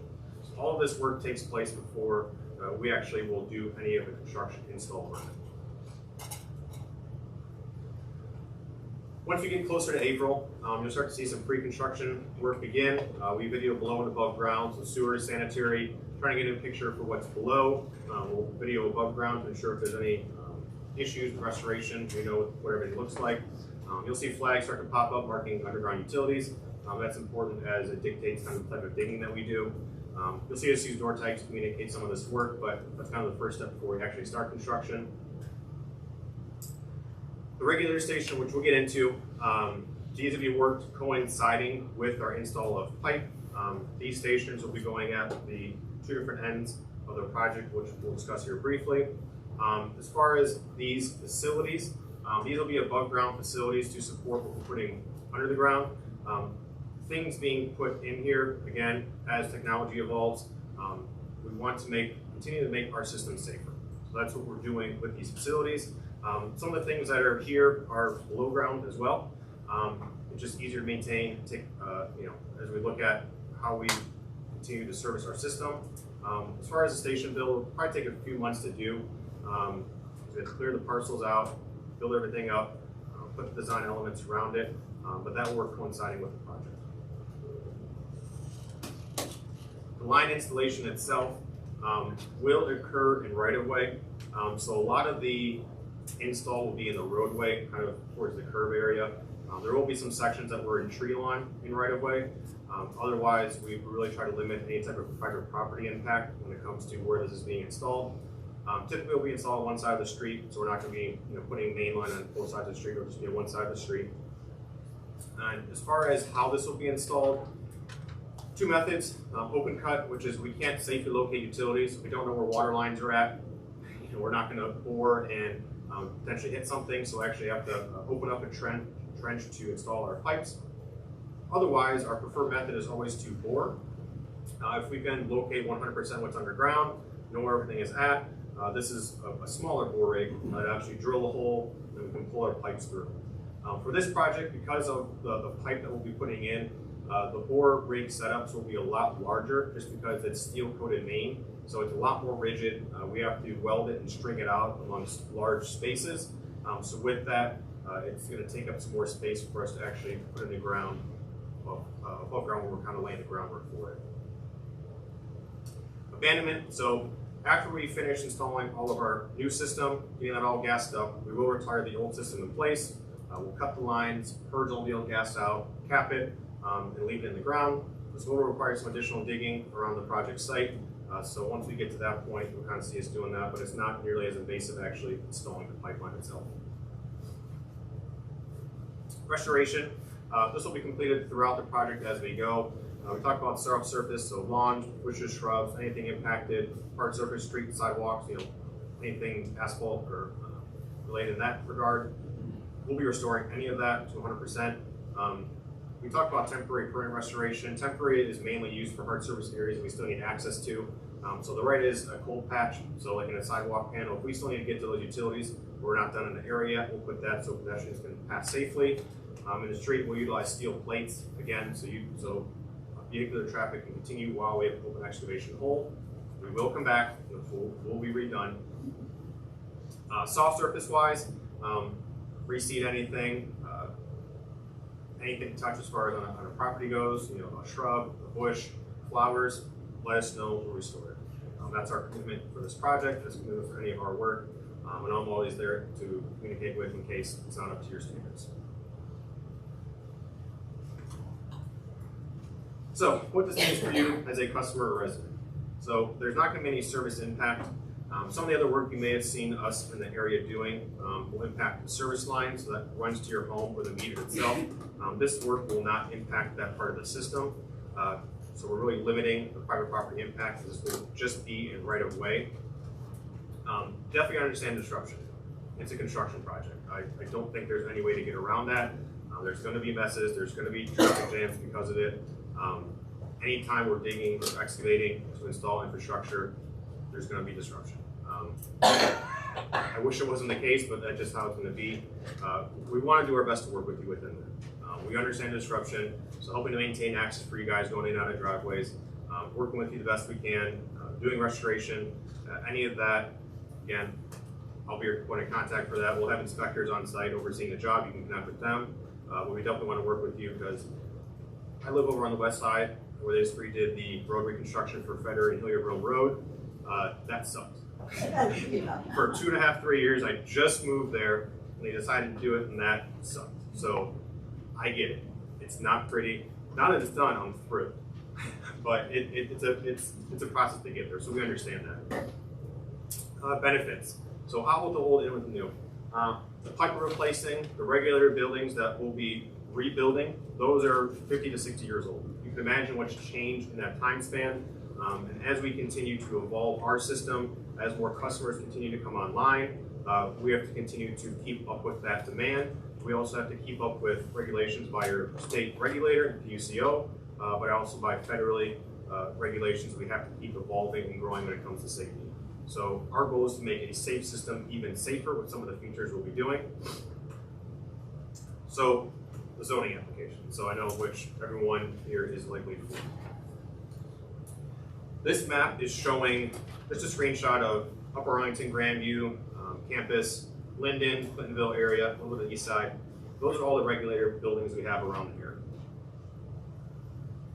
We have about 800 plus in the central Ohio area, roughly about 15 or so in Clintonville.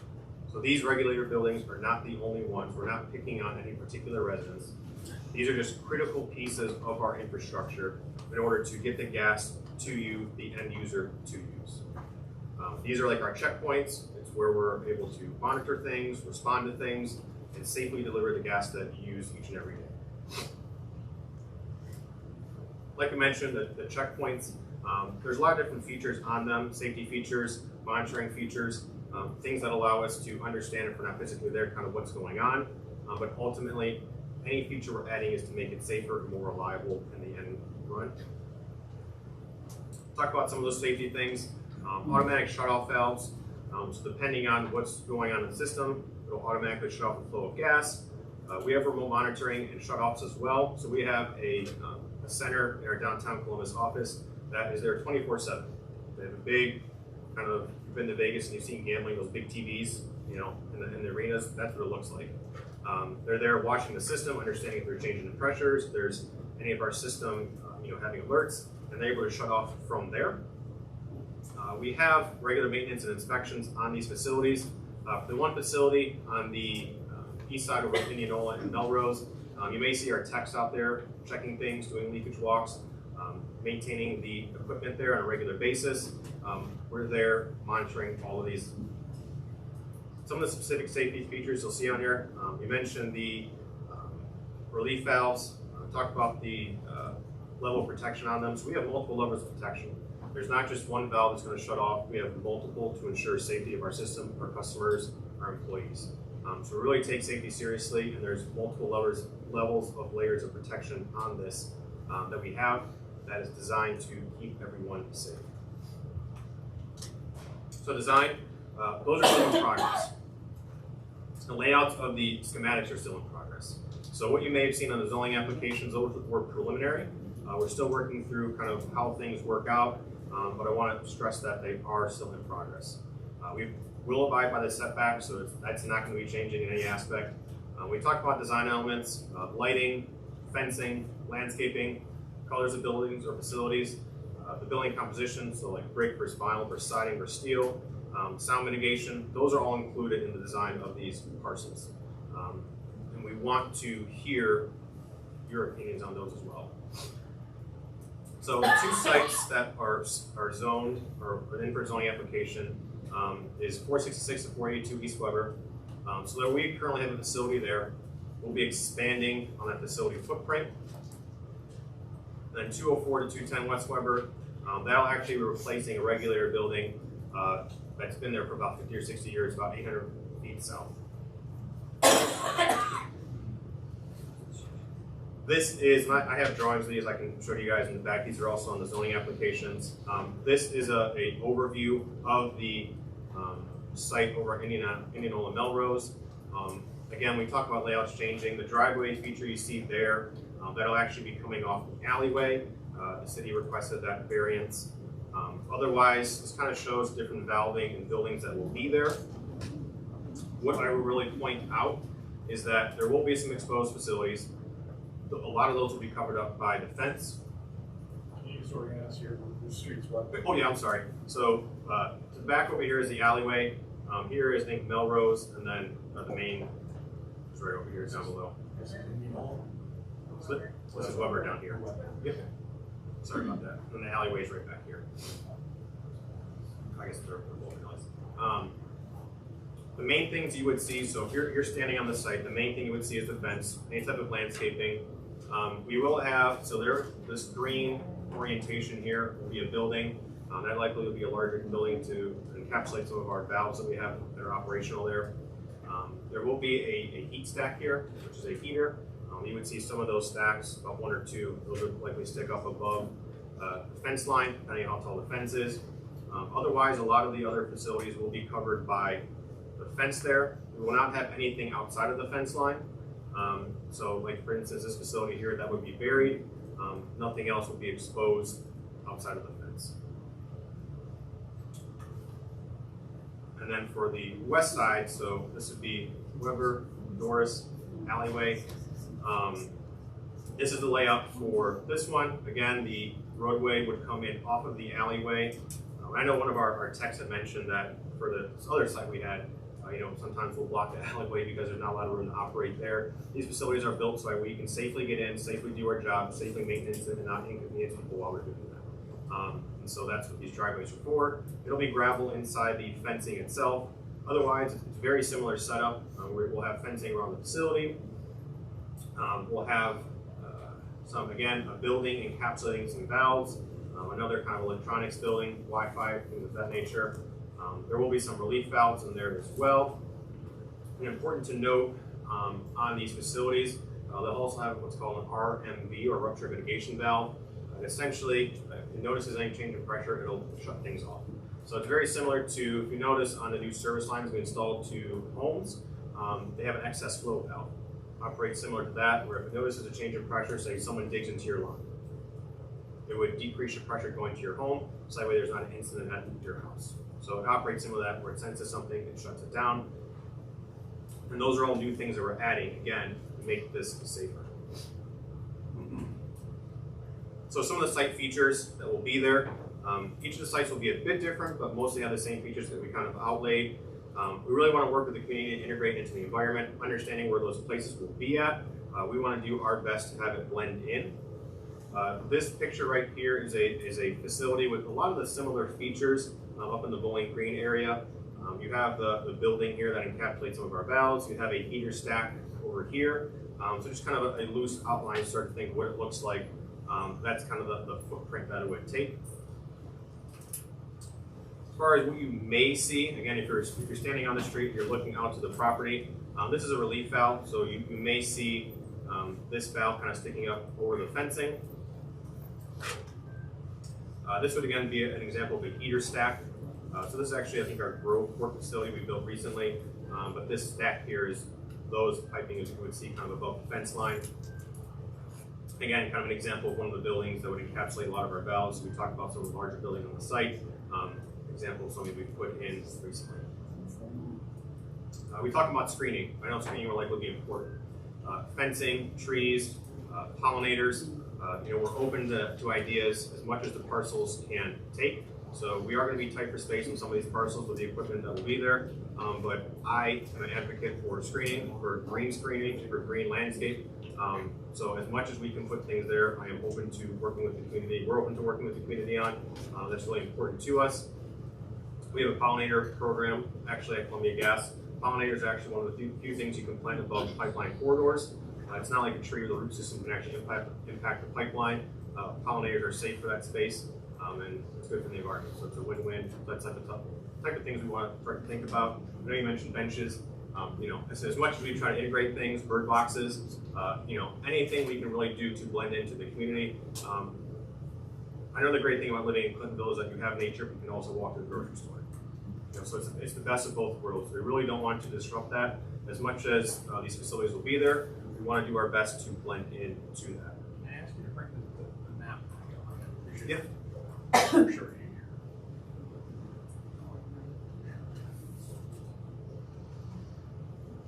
Any particular site or?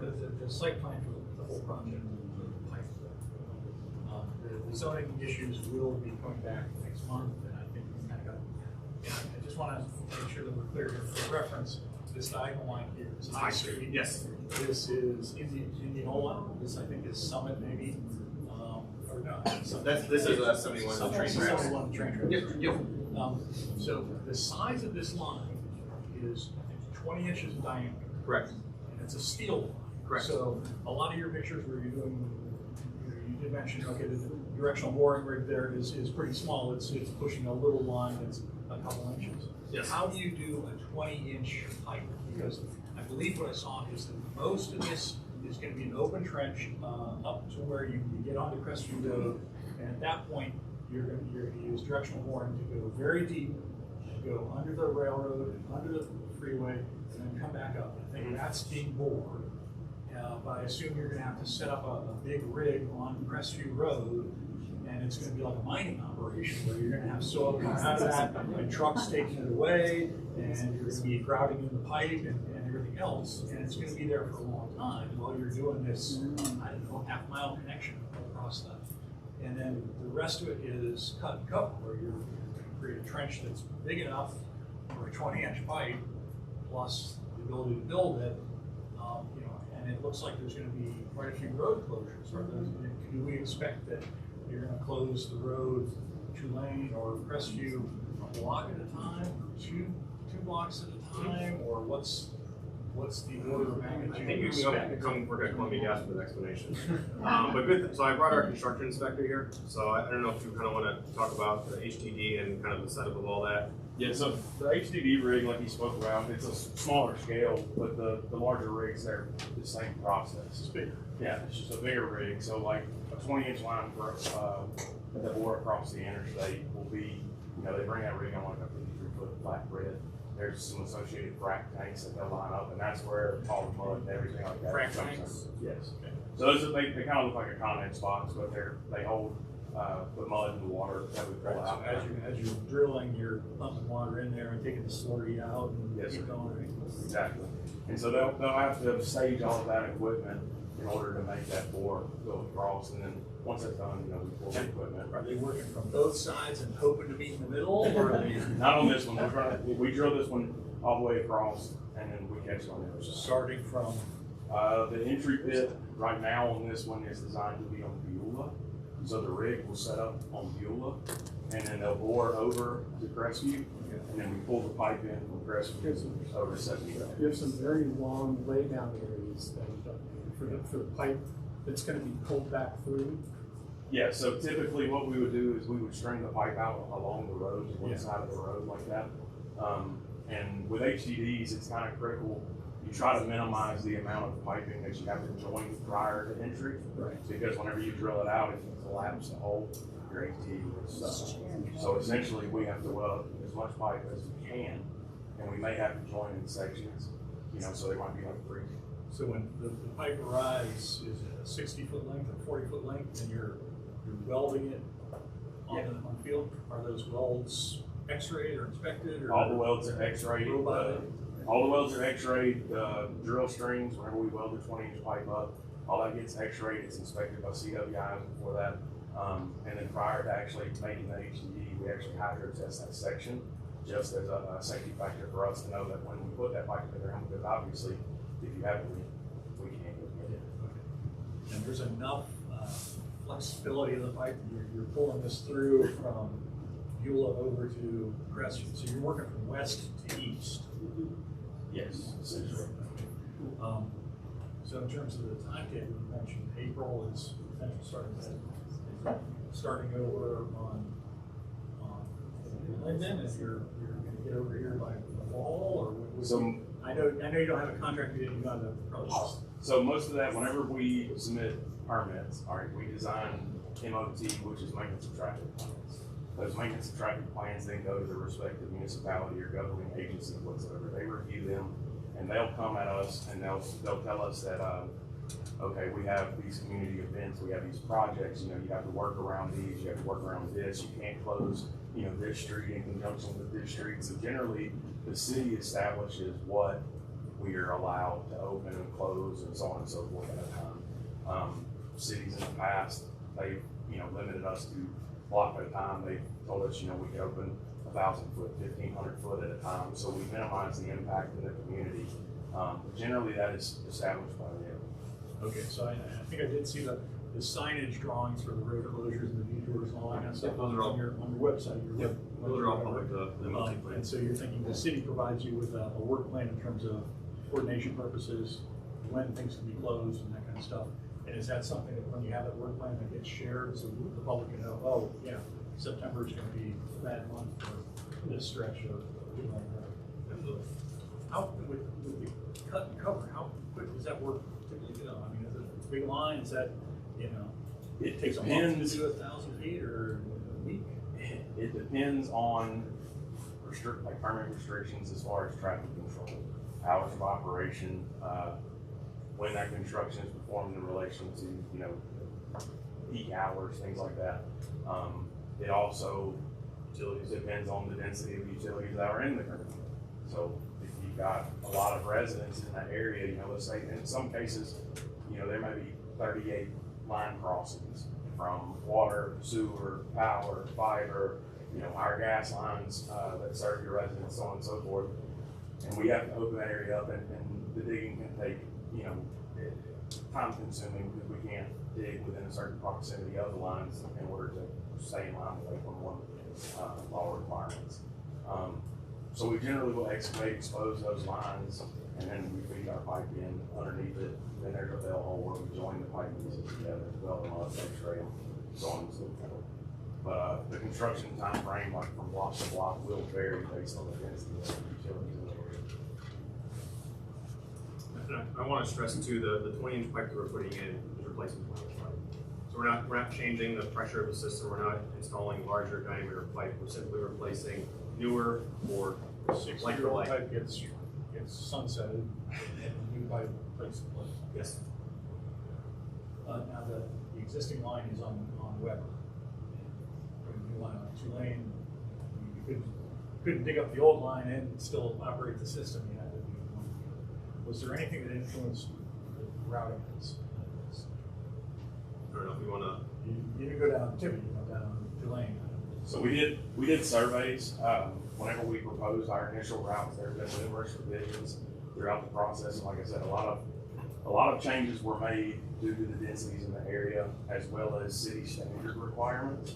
So for instance, we have spacing guidelines from the storm sewers. We have spacing guidelines from water valves and water lines, so on and so forth. And certain areas through this area would not allow us to lay this line because we would encroach in those areas that were restricted essentially. So we would have to revise our routing accordingly. Although it's not going to happen at the same time. Blueprint 3 does include Tulane, and there's some green infrastructure plan for Tulane. Was there any coordination between the infrastructure work that's going to happen with, you know, in terms of, or is it just those two things are happening separate because they have to happen? No, so we've had had numerous, it can't happen at the same time. Yeah, no problem. We've had numerous meetings with the city to discuss their ongoing projects. They've provided us with lists, timeframes, duration, schedule, so on and so forth. And generally, the way it works is they tell us, hey, this is what we're going to do. You got to work around us. And so that's what we do. We take all their projects into account. Some of those projects overlap. Like say, for instance, they have a repaving project down a certain street from X to Z, and our pipe is in that same area. Well, we're going to repave it anyway, so we lay our line and we come through and pave it, you know, accordingly. So it's not like a lot of times they'll come through and pave the street, but we just tear it up. You know, we try our best to do that, and that's where a lot of communications come in with the city. Like I said, we've had numerous meetings with the respective divisions of the city.